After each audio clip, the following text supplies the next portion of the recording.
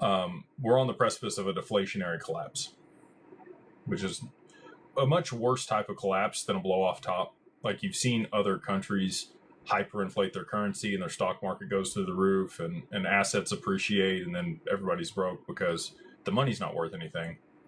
A deflationary collapse basically makes it where there's not a whole lot of jobs because there's not enough demand for anything. Very similar to the Great Depression.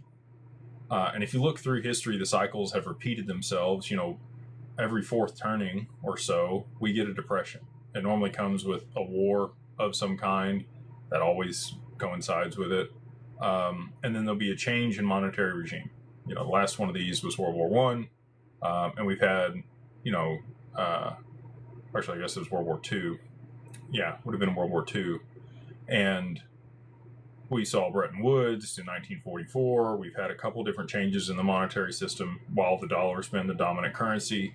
But now we're at the precipice of the dollar no longer being the global reserve currency. And that's why all of these things are showing up again. So if you see the cycles, you understand what's going on, you can position yourself correctly. A lot of people have run to gold. They made a good call on that. Early on, precious metals have done extremely well.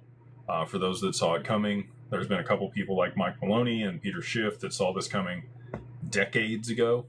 They didn't think that they could kick the can this far, but they have. Both of them were around in the dot-com boom and thought that was going to be the end of it. And obviously it's persisted significantly longer than they anticipated. So all that being said, I hope you guys are ready. With these things taking place right now, we're close.